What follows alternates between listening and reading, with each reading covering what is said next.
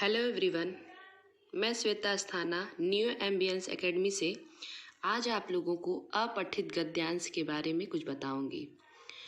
जैसा कि आप जानते हैं, अपठित गद्यांश जो होता है वो आपके सभी क्लास में 6, 7, 8, 9, 10 बोर्ड एग्ज़ाम में और यहाँ तक कि कंपटीशन के एग्ज़ामों में भी ये बहुत ही महत्वपूर्ण बिंदु है।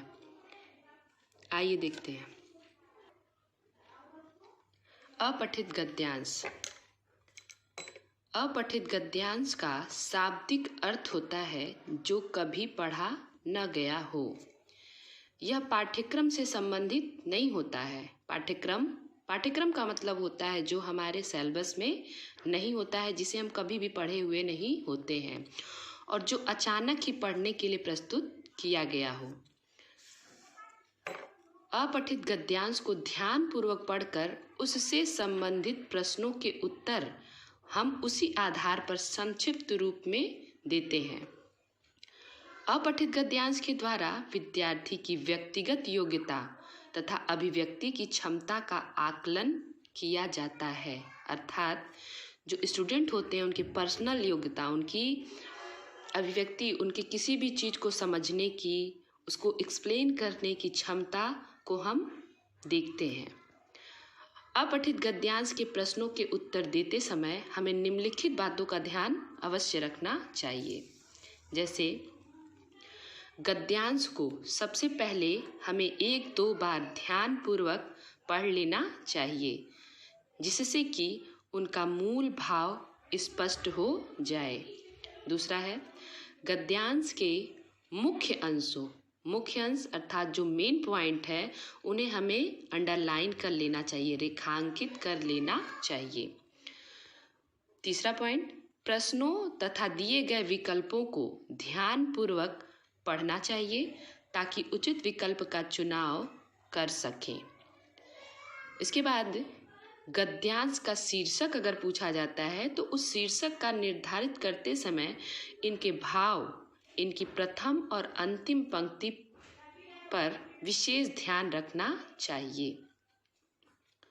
इसे हम एक उदाहरण द्वारा समझ सकते हैं।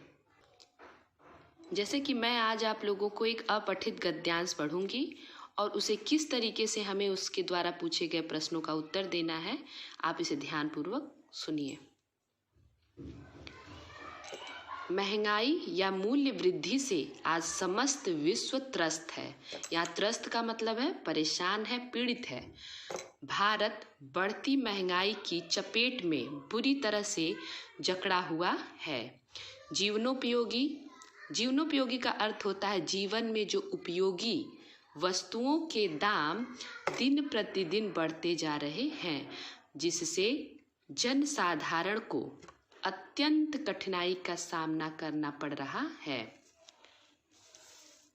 महंगाई से देश के आर्थिक ढांचे पर अत्यधिक दबाव पड़ रहा है। महंगाई के निर्मम चरण अनवरत रूप से अग्रसर हैं। जैसे अब ये देखिए, ये लाइन आपको कठिन लग रही होगी। महंगाई के निमर्म मतलब जिसके पास कोई भी मर्म ना हो, अंदर से कोई भी पीड़ा ना हो। चरण मतलब पैर, अनवरत मतलब लगातार, अनवरत रूप से अग्रसर मतलब आगे बढ़ रहे हैं। अर्थात इसका मतलब क्या है, महंगाई के बिना दर्द के जो पैर हैं वो लगातार आगे बढ़ते चले जा रहे हैं। पता नहीं वे कब कहाँ रुकेंगे। आज कोई भी वस्तु बाजार में सस्ते दामों में उपलब्ध नहीं है। समाज का प्रत्येक वर्ग महंगाई की मार को अनाहुत, यहाँ अनाहुत का अर्थ देखिए, आहूत का अर्थ होता है बुलाना, अनाहुत जिसे हम बुलाते नहीं हैं, बिना बुलाए हुई अतिथि की तरह सहन कर रहा है। अतिथि मतलब होता है मेहमान। इसका सर्वग्राही प्रभाव जीवन के प्रत्येक क्षेत्र पर पड़ रहा है। सर्वग्राही मतलब सबको ग्रहण करने वाला। अपने स्वार्थ के लिए लोगों की धार्मिक, सामाजिक तथा नैतिक मान्यताएं पीछे छूट जाती हैं और भ्रष्टाचार का बोलबाला हो जाता है। अर्थशास्त्र की मान्यता है कि अगर किसी वस्तु की मांग उत्पादन अर्थात प्रोडक्शन से अधिक हो तो मूल्यों में स्वाभाविक रूप से वृद्धि हो जाती है। अब उपयुक्त गद्यांश को अगर हम पढ़ते हैं तो उससे कुछ प्रश्न निकल के आते हैं। जैसे अगर आपसे हम इनसे प्रश्न पूछते हैं, पहला प्रश्न है, आज महंगाई से कौन दुखी है। अब आपने इस अपठित गद्यांश को ध्यानपूर्वक पढ़ लिया है।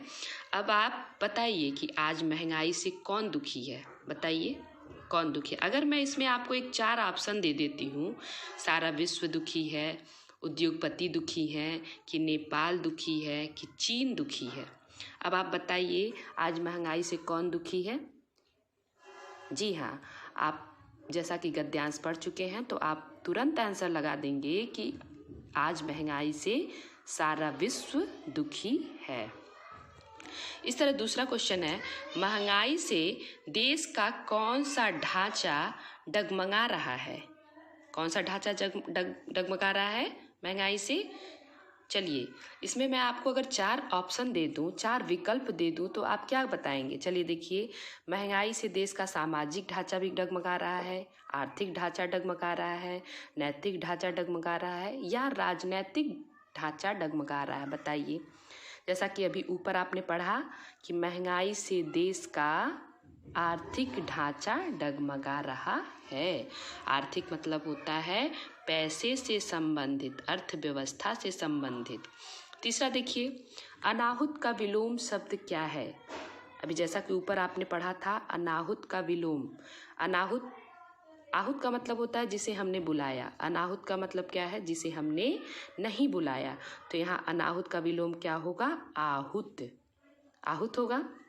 ठीक उसी प्रकार अब देखिए, चौथा प्रश्न है, अर्थशास्त्र के अनुसार महंगाई का क्या कारण है। जैसे ऊपर आपने पढ़ लिया है गद्यांश को, तो इसमें से अगर आपको 4 विकल्प दिए जाएं कि अर्थशास्त्र के अनुसार महंगाई का कारण हो सकता है धार्मिक मान्यताएं, राजनैतिक दबाव, मांग से अधिक उत्पादन, या उत्पादन से अधिक मांग, तो आप इसमें से कौन सा लगाएंगे। अभी जैसा कि आपने अपठित गद्यांश में ऊपर पढ़ा है कि अगर किसी वस्तु की मांग उत्पादन से अधिक हो तो मूल्यों में स्वाभाविक रूप से वृद्धि हो जाती है।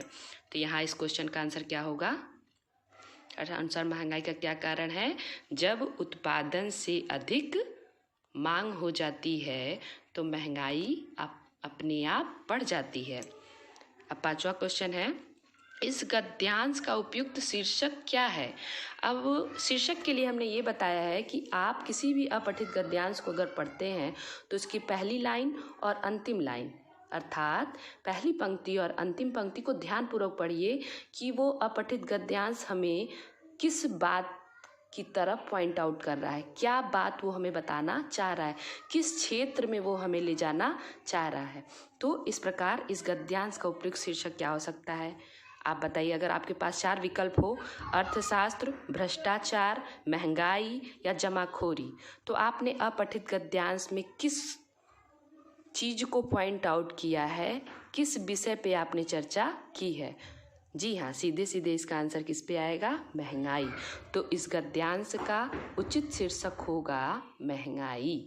तो अब हम ये जान गए हैं कि अपठित गद्यांश को हम किस प्रकार उसका उत्तर देते हैं, किस प्रकार पढ़ते हैं और किस तरह उसके भाव को समझते हैं। इसी प्रकार आगे के क्लासेस में हम आपको अपठित काव्यांश के विषय में बताएंगे।